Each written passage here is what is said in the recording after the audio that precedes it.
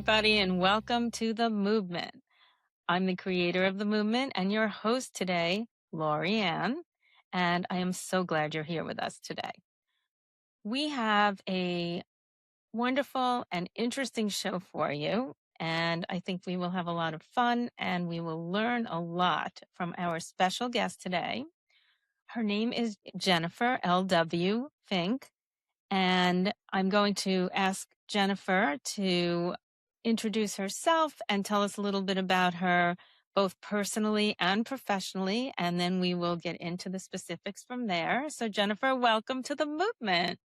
Thanks so much, Lori, and I feel like I have found my people. And indeed, you have. I have 4 sons. All of my children are boys, and I have gotten all of the stupid comments that many of us have. Oh, you're trying for another girl, blah, blah, blah. No, I have 4 sons, and they're wonderful. They are currently all young adults, which means I'm now on the other side of what I personally considered some of the most difficult parenting years. And this journey of having sons and raising all boys really shifted my life and my trajectory. And I think that's something that will likely resonate with a lot of people raising boys. I had 2 boys when I started to realize, like, this doesn't make sense to me, these things that they're doing. I don't understand what they're doing or why they're doing. And their dad would say things like, yeah, that's normal. Still doesn't make sense to me. And that sent me on a personal journey to learn more about boys, basically so I could survive my own life. That was where it started. Simultaneously, I was kind of shifting my professional career.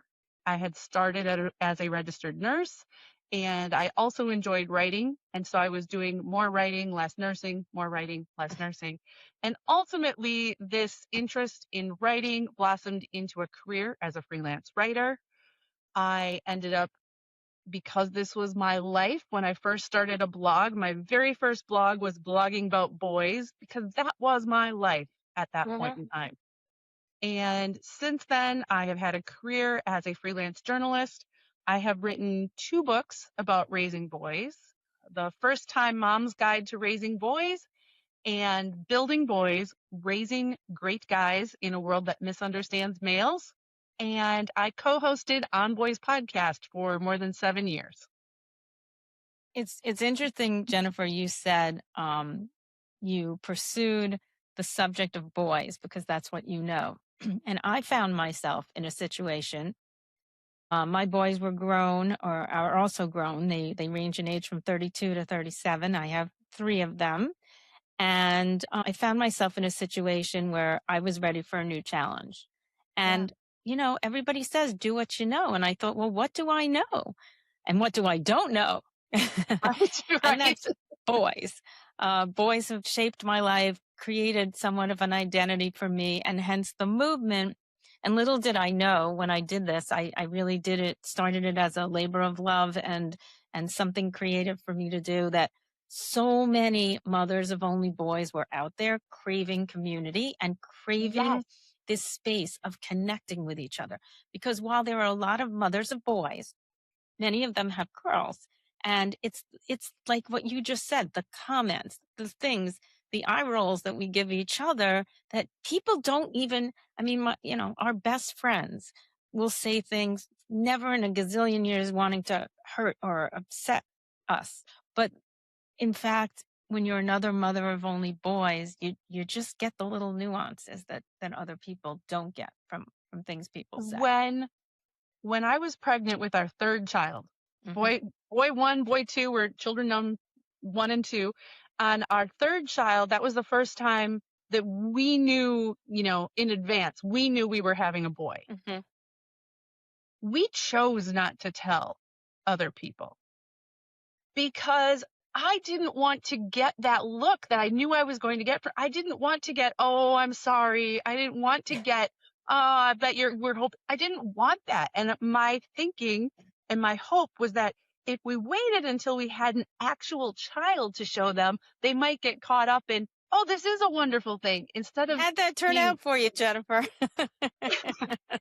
I, I still got stupid comments. Of I course you did. did. I still got stupid comments. Because people But at came least to I didn't visit me in also the have to deal hospital. with Back it. then, you had visitors in the hospital, and people came to visit me with my third son in my arms and literally said, "Will you go for the fourth?" So, we've heard it all as moves here. Indeed, I had the same experience. I remember when my fourth son was born, first outing with all of the children myself to, somewhere glamorous like Walmart because I needed something. The, Mhm. the youngest, clearly a very, very new newborn, and the checkout person asking if I was going to try for a girl. I'm like, I am lucky I got out the door today. That's right. That's right. And we're here to say that we've survived and we have fulfilling, amazing lives and incredible boys Yeah. who we have, as we will now talk about, the responsibility of raising into successful and happy and healthy young men. But let me ask you, like the first thing that came to mind as you were talking about your ventures in the boy realm. I know you've had a wonderful podcast, which I believe you started in 2018. So that's 8 years ago. Yeah. You published 2 books. What's changed, if anything, in the conversation in 8 years from when you started this podcast to now? How has it evolved? I think two things, maybe three, have happened. The first is very, very positive Mhm, in that there are now more people talking about boys, recognizing that, hey, mhm, there's something going on with boys and young men, and many of them are not doing well, and we should pay attention to that. And mhm. finally, I am hearing these conversations at the local and national and international levels that we need to pay attention to how we raise and educate and nurture boys, both for the boys' good and for the good of us all. That's the Absolutely. first one. And I wondered whether or not because I am in this space right now, I am hearing more of it. But in fact, I've spoken with many authors like you on this podcast and elsewhere, as well as others who have written articles. And it is becoming much more of a prevalent conversation. And that's important and probably step one. And I think many people are recognizing that the outcomes for boys are just not great. There's a little bit of a boy issue going on and that we need to address it. So we thank you for bringing that to the attention of so many with your wonderful books. And Thank I you. think that's really important for people to know. I think the second thing that I am seeing, and you are definitely part of this, Lorianne, I feel like it is in its infancy yet with a lot of room to grow. There are those who are beginning to recognize that if we want our boys to thrive, Hmm. we need to support their parents. We need to make space for parents of boys to connect, Hmm. to talk honestly about what they are dealing with, what they are feeling, what they are facing, to share tips, to support one another. And here's where I think point one and two really need to cross over. We need to involve more parents of boys and especially moms of boys in those national and international conversations because we're on the front lines. We are seeing what's happening in our communities. We are putting things into practice. We understand what's going on. And so I think there's room for growth in that second point yet. We're at the beginning stages and it's really positive. And I thank you for the community that you are creating as a part of this. Yeah, I feel it as well. And I have to say, in thinking about it, I think about some of my friends who have daughters, and they refer to them always as my mini me. And, we are female and we see things from the female perspective. It's who we are. And I'm wondering, is that one of the challenges that we have is that we were never boys? And, how do we navigate that? It is absolutely one of the challenges. It was my biggest initial challenge, I think. Like, I know what it feels like to be a female, to be a girl, to be a woman. I know what it's like to navigate school and the world as a girl and as a woman. I had no clue what it was like for boys. And Lorianne, I have four brothers. I have a Mhm. sister also, but I have 4 brothers, but still I don't have that lived experience. So I think that is both challenge and opportunity. And it's a challenge because it kind of forces us as moms of boys to try and understand them and their world a little bit more. It is opportunity in that and I'm suspect you too, like I learned so much more about boy culture and the male experience and what boys and men face in the world than I ever would have otherwise. It's your world. You want to be the best mom you can be, the best parent you can be. And you're going to roll up your sleeves and dig deep and figure that out. And I Absolutely. think there's an opportunity there too, because being a mom, Mhm. being female, I know very well what sexism and preconceived notions and bias and judgment feels like and how that can hold back a person, how that can inhibit a person, how it can limit a person. I didn't realize until I had boys that boys deal with the same thing. It's different biases, it's different prejudices, but it is similar. And so that's where I think it's really helpful. And there can be such a role for mom of boys because we can both explain to our boys and perhaps help our boys understand a little bit of what girls and women face and have faced historically and still face. Mm-hmm. And we can apply that lived experience and the empathy that we've developed to see, oh, this hurts boys too. Definitely. And being a mother of only boys, we have that additional level and layer of not having young girls in the house. So boys that have sisters, they are directly exposed to what their sisters are going through. When you have only boys, it's the mom. We are the Yes. female figure in the house. So it Yes, actually does, in a way, add another layer of responsibility to us as mothers. But let's it talk does. about a little bit about how boys and girls are different. They are Okay. different. I remember going into parenthood, motherhood, thinking, okay, I see a little bit of, anatomical differences here. But, boys, girls, I can raise my boys to be, not so different from girls. And then as life went on and the balls started bouncing and the couches became trampolines and all of that we laugh about, and we got, the refrigerator constantly being empty and so forth, it started to make me realize, okay, there are some things that are just biologically different. Yes. And in reading your book, which I thoroughly enjoyed, and I actually read it and then I listened to it on Audible as well. And so it was just enlightening. It was great. Thank And you. and I'll get to it later, but as a matter of fact, I am creating a movement book club, a virtual online book club, which I would love for you to be and this book to be part of. Let me get to that a little later.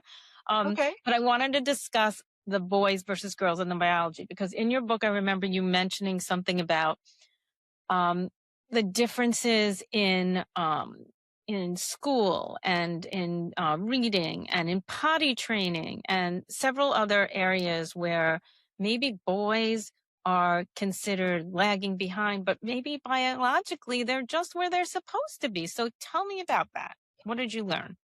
So, two things biologically that are really important to understand, and they're sort of related. Males develop, biologically develop and mature more slowly than females. What is important to understand is that as adults, yes, we get very much to the same place. And yes, there is far more overlap than differences. It's not, men are not totally different creatures than females, although sometimes in our own homes and lives, we feel like, yeah, we are. We're more alike than different. But even before birth, male fetuses are more biologically vulnerable than females. Throughout the lifespan, even though we have this societal notion that males are tough, biologically they are more vulnerable. They're more vulnerable to infections, they're more vulnerable to disease. So there's that part of it. From the maturity standpoint, boys take longer to fully mature than girls. The parts of the brain that handle language, reading, writing, mature sooner in girls than in boys. Boys, broadly speaking, again, their gross motor skills develop more quickly before their fine motor skills. Mm-hmm. So it's stereotypical that we talk about our boys throwing the balls around in the house and jumping on the couches. Those are those gross motor skills. The Right. fine motor skills, like holding a pencil. Lorianne, how many of your boys loved writing when they were small? You see those young girls coloring and, whatever, and the boys just not their thing. I hear what you say. I agree with you 100%. We had a guest on our show, Dr. Michael Malobsky. He's a pediatrician, a Yes. father of 7, including 3 boys, I believe. And he is a strong advocate for starting boys in school instead of at age 5, age 6. We had a little discussion. I hope everybody will listen to that episode you included, about that socially versus academically. But off the top of your head, what do you think about that? He is not the only one, and I tend to agree with him. Richard V. Reeves, Mm-hmm. who had a great book come out a few years ago called Of Boys and Men, and has since started the American Institute for Boys and Men. One of his big policy recommendations is basically redshirting boys, having boys start, say, kindergarten at age 6 instead of age 5. And developmentally, I believe that would help boys, because a 5-year-old girl and a 5-year-old boy, they may have the same age, but developmentally they are not in the same place. And that's part of why, the reading, the writing, the sitting still, so much of what we do in school in these early years comes easier for girls, because they are developmentally ready in a way that the boys aren't. And you may have seen this as well in your own life. It's true at 5, but let's go forward 10 years. Mm-hmm. Think about the 15-year-olds you know and have interacted with. Think about the 16-year-olds that you know. There is a world of difference in maturity between a 15 or 16-year-old girl and a 15 or 16-year-old boy. Absolutely. Absolutely. So what, Jennifer, as the expert here, the mother of 4 sons who are somewhat grown, what do you have to say to teachers, to elementary school teachers? Do you have a message for them? Yes, please be kind to the boys in your class. Please look at and nurture their sparks. And for what it is worth, so many of the elementary school teachers, especially those that have been in it for a while, they are also frustrated. They know that the curriculum has shifted towards this emphasis on sitting down and academics and away from free play and less time for recess. And they know that that is unhealthy for children, period. Boys and girls. It tends to harm boys more than girls for the reasons we've talked about. Right. I know that these teachers are working with all these constraints and expectations that they're trying to live up to. So my plea is, look at those boys with love.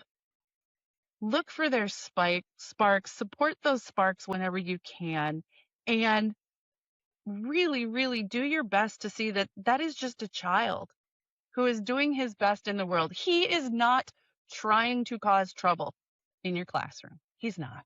And right. And I think I know for me, when I started reading books like yours, doing the research, understanding the biology, understanding the normal development for boys made all the difference. And I think the teachers, and to no fault of teachers are the most amazing humans to do what they do. But I think the education for our teachers, coming through the principals, the superintendents, the school districts, they need to be told and taught about developmentally what boys are capable of, and that they need to understand the biology. I think that would go a long way. They need to understand the biology, and they also, I do think, need to have an understanding of the disparities. I mean, it is really stark if you look at it. boys are pushed out of classrooms for disciplinary reasons so much more than girls. Yeah. And it's related. It is related to development.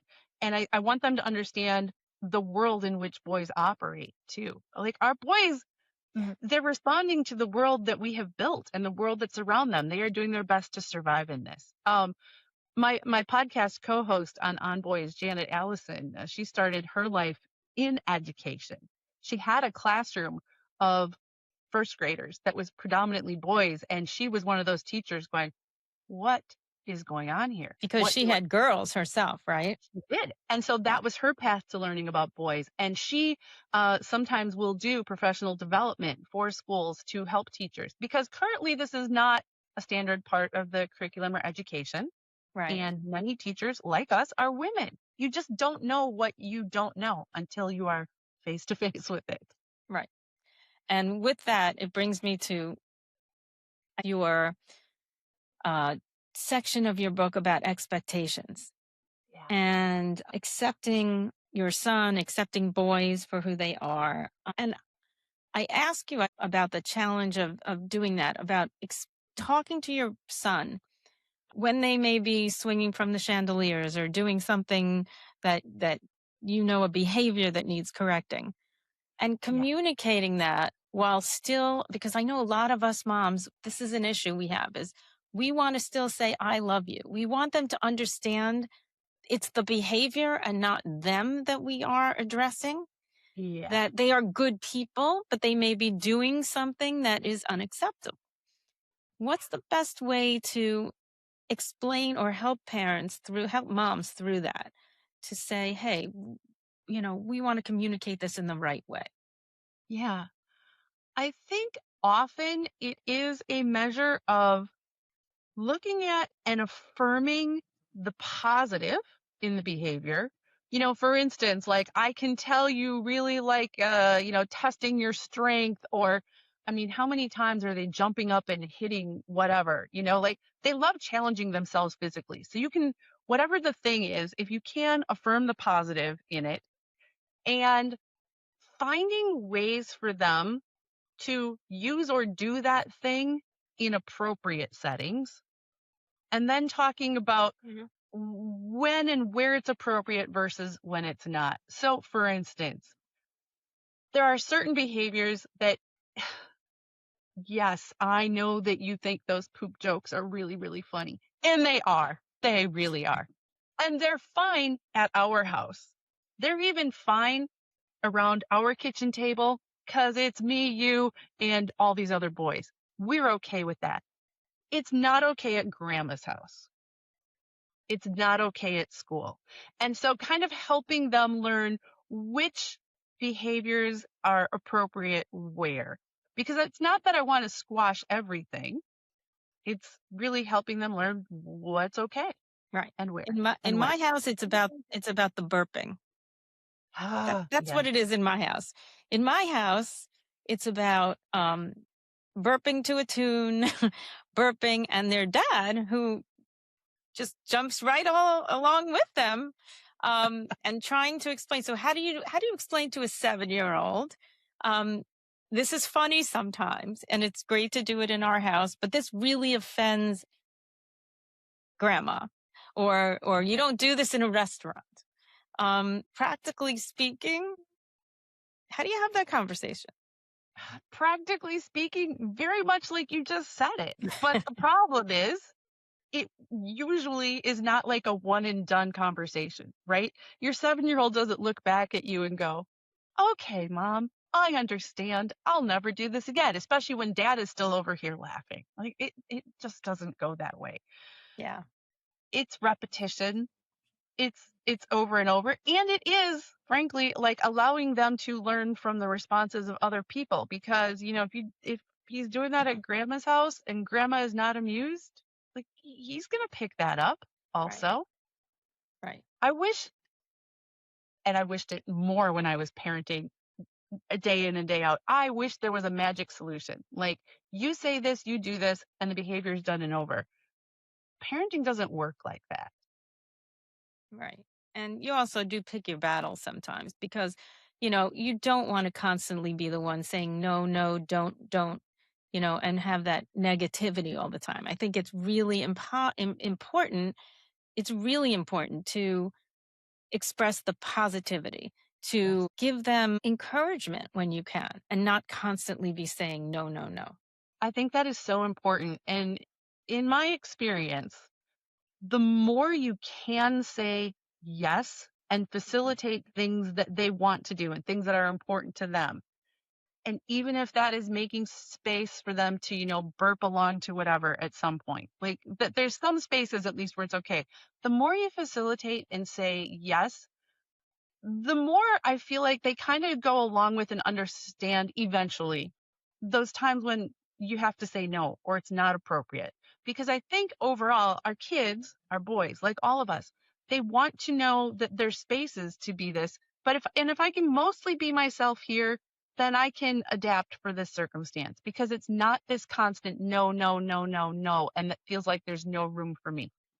I think when you get into that kind of a relationship, there's almost more pushback and sometimes behaviors exacerbate.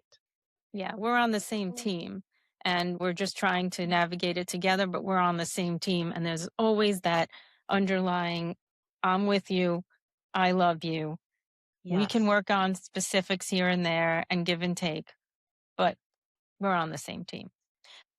And to be Yeah. clear, and I'm sure you've had this experience too, right?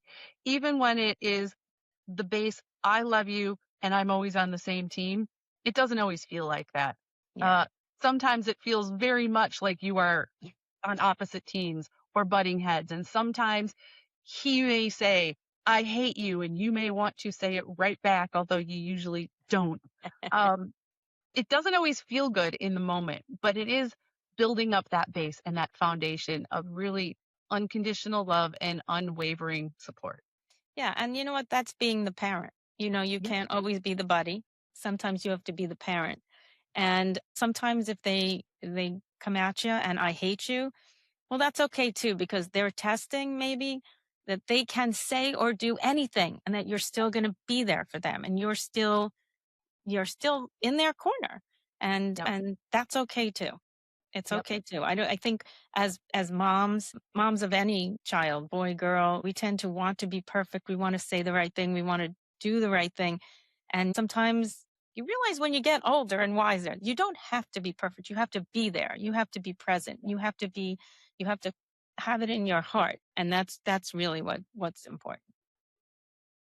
absolutely. So how important are the role models of men in your sons' lives? Men are so important in boys' lives. And I think some of the biggest things that I have realized finally took a long time. Men do not have to be perfect to be a good role model for your son. Hmm. First of all, none of us are perfect. Second of all of today's men grew up by definition in a different generation than our boys. So they're going to say and do things differently. And that is okay. I think it's so important for boys, ideally, to be exposed to a wide variety of men because there are so many, many different ways to be a man. And so through those interactions, whether within your family, I'm so fortunate in that my boys, yes, they have their dad. And I mentioned I have four brothers. Like they have Mm. four great uncles right there. And they're all different, but they're all goofy and supportive in their own ways. Uh, so having access to men is so valuable because these guys have both lived boyhood, they can relate to the boys, and they, Right. in their own way, show that there are different ways of being a man. Is there something specific that you've learned from watching your husband or one of your brothers or a trusted man in your son's lives that affected how you parent?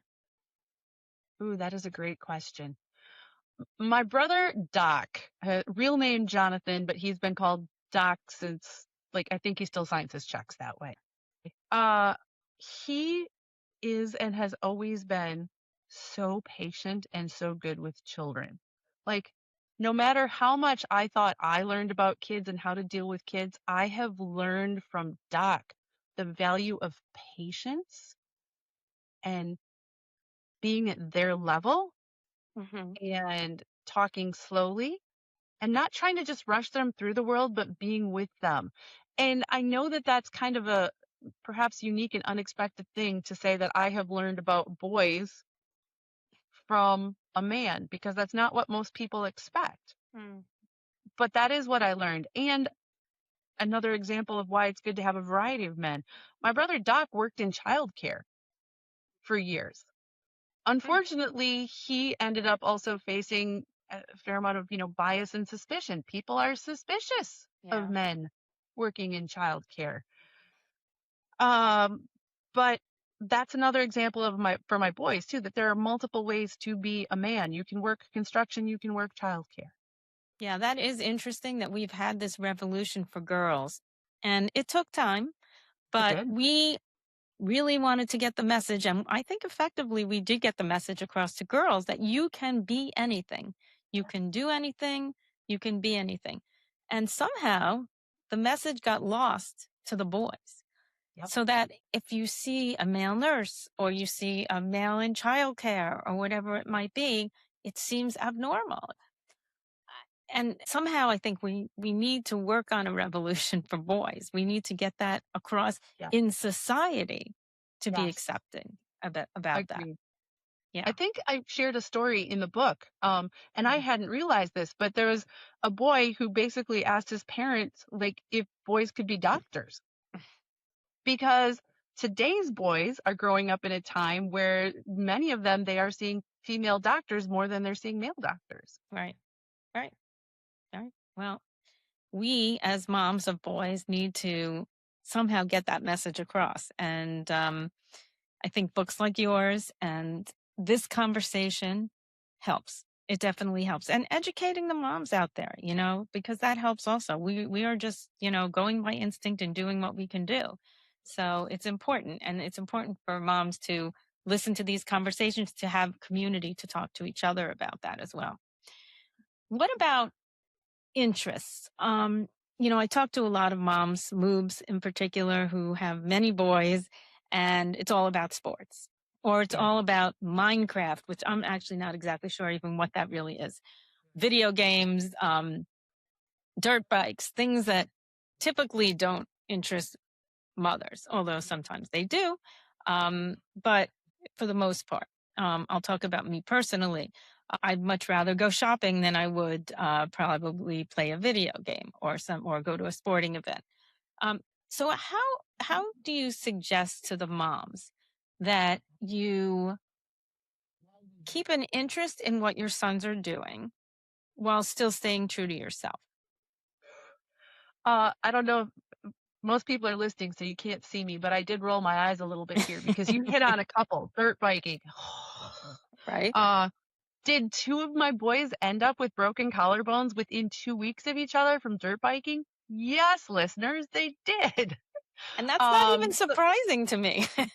right? Dirt biking, snowmobiling, tractors, sports, ugh, I don't care about these things. Fishing. For me, part of what I ended up loving about being a mom of boys is that my world expanded.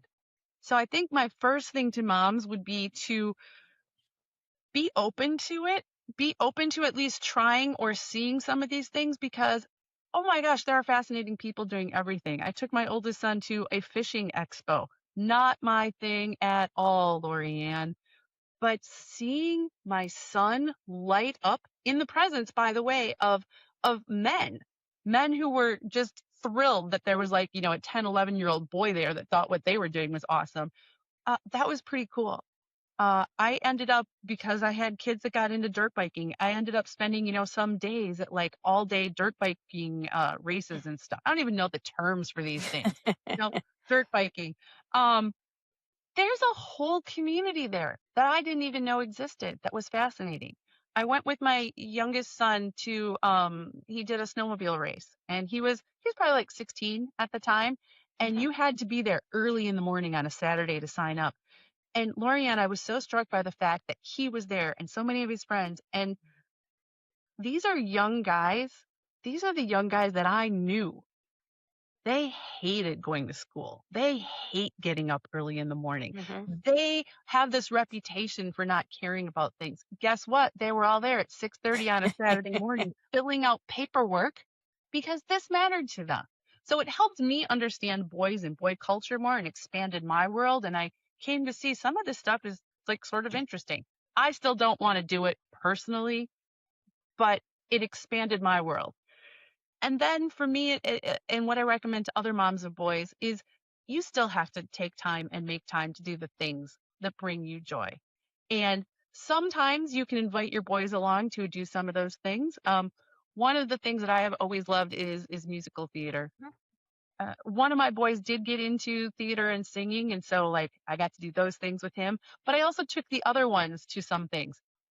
By the way, if you are a person like me who loves musical theater and you have boys who, I don't know, ever watch South Park, guess what? There's some overlap there. Book of Hmm. Mormon, perfect, right there. Um, so finding those commonalities, making time, doing things either on your own or, with friends, other moms that share those interests. For me, it's been life affirming and rejuvenating. Yeah. Again, having the other moms, especially moms who only have boys, Yes. we appreciate it, they appreciate it, and it's a wonderful thing. In my case, Yeah. it's funny. In my case, I play golf, and Okay. somebody asked me recently, if you didn't have boys, do you think you'd be playing golf? And I thought about it because I have a lot of female friends who play golf, who I play Yeah. with, and it's a wonderful couples thing as well. My husband and I can do together. But really, the reason I started playing golf was that I'm not super athletic and it's a sport that I can do with my boys. So, you play golf, you're doing your own thing for the most part. You're not competing with them. Yeah. And it was a way to spend 4.5 hours on the golf course with my kids, playing golf. Brilliant. And you Brilliant. know what? After a while, I found I really like this. I may not be super athletic at, you know, other sports, but I'm okay at golf. And I kept going and I really did like it. So I think you're right. You can expand your own interests because of them. And it's a really positive thing for you. It's a great thing now, again, like for me to do with my husband, for me to bond with friends. And they teach you that. And the other thing I so agree with you about is, and I say, and I've said it before, it's one of the very few regrets I have in bringing up my boys. And I wish when my kids were little, there was as much conversation and as many books and as many things out there as there are now educating young moms, is that I feel I did give up a lot of what I liked to do because I had boys. And we would go on vacation, and I remember looking down Main Street and thinking I'd like to go into those shops and I would like to do some things, community theater, and I knew board games, things like that, that my boys would just not be interested in. And so I sucked it up. And I'm sorry You I know, did because I see them now with their wives and they miraculously have become so giving and they will shop with their wives and all. And I'm proud of that because I feel like, okay, they're good. They're good to them. They're good yes. husbands. They're good dads. Um, and I'm a little regretful that I didn't, not all the time, but take that time to bring them along and give them an opportunity to say, we're going to do what mom likes. It's a hard line. And especially when you're in the thick of it and everything takes so much time. I mean, I feel like I could have done better too, and yet, right? Right. It's funny that you just mentioned community theater because I did, theater in high school and I loved that. And I did none of that while I was raising my kids because, man, between raising the kids and trying to have a career, like that was pretty much all I had time for. Right. Um, Lorianne, I'm going to be in my very first community theater production coming up this fall. How wonderful. And what is it? Yes. Tell me. Um, a local theater near here that my sister has been involved in is doing a production of Hunchback of Notre Dame. And they put out a call for people that just want to be in the choir.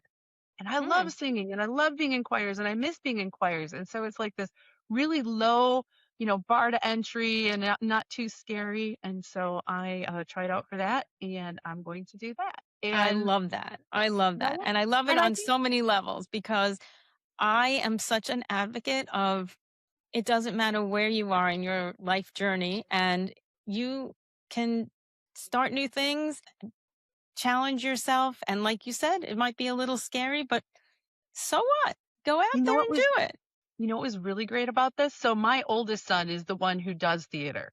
Hmm. And I've gone to see him in so many shows, and he's auditioned for so many things. So when I was scared, I was like, I know it shouldn't be, but I don't know if I want to, blah, blah. He basically said, you're going to do it. Well, now I have to because I need to like be the role model. Like I've told him to do this. So I did. I tried out. And I just went and saw him in a show last weekend. And now he's telling me he's going to come see me in a show. So I was just going to say that. Yeah. there's that reciprocity that they don't necessarily get when they're 9 or when they're 15. But when you give to them and support them in their things as they get older, they do that for you as well.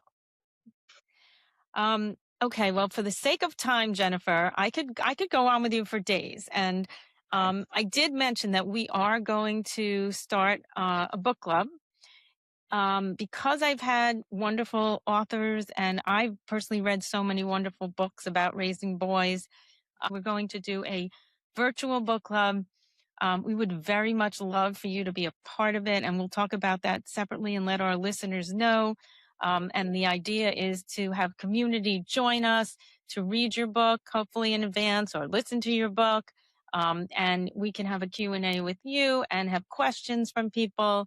And I hope what that will do is broaden the conversation about raising boys. And we can go right to the source, which is Jennifer L.W. Fink. I would love to do that, Lori. That has been one of my dreams with the book, actually, is to have reading and discussion in community because we all know it's easy to read something and then you put the book down and you have to deal with your actual children.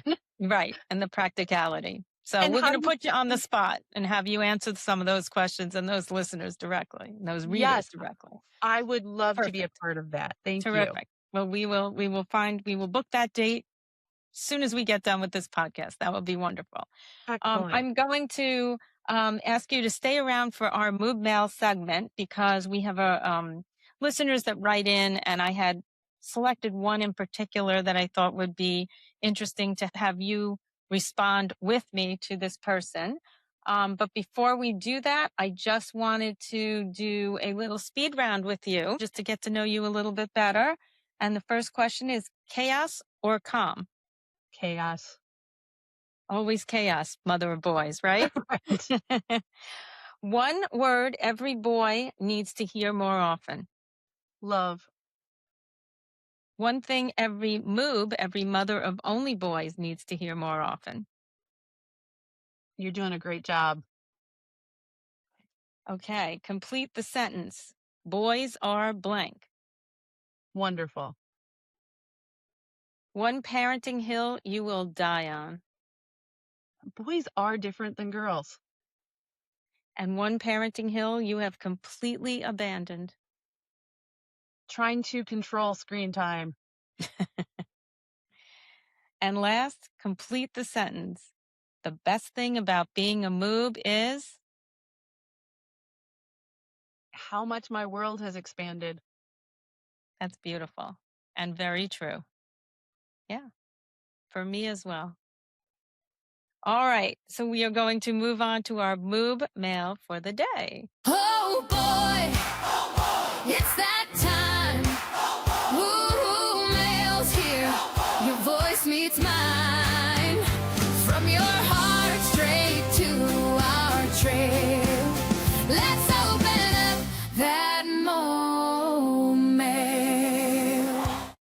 Today's Moob mail is from Katie, and Katie writes, Dear Lorianne, I am a moob to 4 boys under the age of 8, including 4-year-old twins. Honestly, I am drowning both in love and in laundry. I adore my boys, but our house is loud, messy, and full of nonstop energy. Some days I feel like I'm just barely surviving until bedtime. I worry that I'm spending so much time managing the chaos that I'm missing the chance to really know each of my boys as individuals. And just when I get everyone settled in the evenings, my husband comes home and gets them going again. I don't want to take away from his time with them, but at that point in the day, I've just about had it. Send me a life preserver or some guidance, please. And be honest, does it get easier or harder as they get older? Love, Katie, age 36, Texas. This is a good question, I Lori. get such great questions, Jennifer. It's unbelievable. Yeah. Thoughtful, great, and some of them are just funny and fun. So Yeah. anyway, what do you have to say to Katie? It does get easier, Katie. It gets easier, and then it gets harder, and then it gets easier. Yeah, I What would do you agree think, with that. Lorianne? I agree with that. She is in the trenches right now. What'd she say? 4 under 8 years old, including twins, Yes. and 4-year-old twins. So, you're in the trenches of it. You know what? My gut reaction to this is, and it's easier said than done. I know it. You're worried about the chaos and you're worried about the laundry and you're worried about making dinner. I would say the heck with it. Like, don't worry about the laundry. You know what?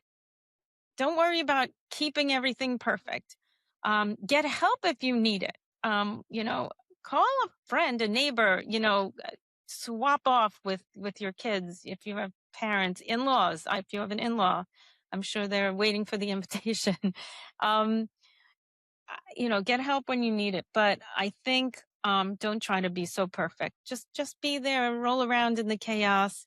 When your husband comes home and if he gets them going again, it's time for your walk out the door and let him get them to bed. 100%. That's my thought too. This chaos stage that you're in right now, Katie, the chaos, the mess, the noise. Yes, that's exactly where you are right now. And that's where you need to be. And I hear you worrying about that you're not getting time with your sons individually. Honestly, I don't think that's super important right now. I can tell from your letter you care about your sons deeply. You're spending time with them. Those little interactions add up. Add up. Don't add to your stress thinking that you need to take each one of them and do a special thing with them once a week. No. You're just in survival mode right now and you're doing a great job. Keep doing and you that. are doing a great job, Katie. You need to hear that. And that's what Yes. we're here for, to tell you that you are doing a great job and you are their mom. And that's what matters, is that you are just there. And that's what matters. And I want to say one more thing about the dad coming home and riling them up, because, oh, that used to drive me crazy too, because I was like, I got a schedule, I got bedtime, and I'm going down the mental checklist in my head. And Katie, partly it was like you, I need this peace and quiet. I am done. However, what I learned to eventually realize, and this wasn't easy, that time with dad is so important. It's so important. It is To both more, of them. yes, To both of them, to dad and to children. and it's more important, honestly, than if they're getting in bed at a precise time or whatever. So talk and work with dad. Do what you need to do to facilitate some basic boundaries and goals for who's in bed when and all that kind of stuff. But otherwise, Lori and I 100% had the same thought you had. If they're pretty much ready and dad comes home and gets them riled up, that is your time. Go for a walk or hide in your closet, read, take a bath, whatever your thing is, go do it. Let dad be with the boys then. Yeah, we have this 5-minute challenge going on from one of our guests, Abby Hansen, who had been here before. And she kind of issued this 5-minute challenge a day for women, for moms, which hopefully becomes 10 and 15 and 20 minutes a day to take time for yourself, whether it's just to breathe, if you need to work out, you need to lock yourself in the car, you need to meditate, whatever you need to do. That 5 minutes, which hopefully turns into 10, will revitalize you. So that's the time. Dad comes home. Bye-bye. Yep.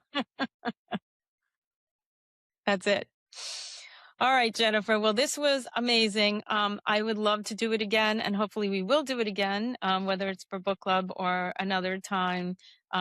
You are brilliant. I want to let everybody know that your wonderful book is coming out in paperback I believe it will be out by the time this podcast is dropped for everybody to hear. So run out to your local stores, to Amazon, and we will also put a link on our website if anybody would like to buy the book. Remember, you can also download the book on Audible. It's very interesting to listen to. I do a lot of that when I'm driving in the car or whatever it is. If I'm listening to a podcast or listening to a book, it's really a great time. And I thank you so much for being here, and look forward to you coming back and visiting with us again soon. Thanks so much, Lorianne. All right. And as we always do, I'm going to end this episode by reminding everybody to hug your boys, trust your instincts, and remember that we're all boy moms, and those who love us belong is right here. Hey, hey!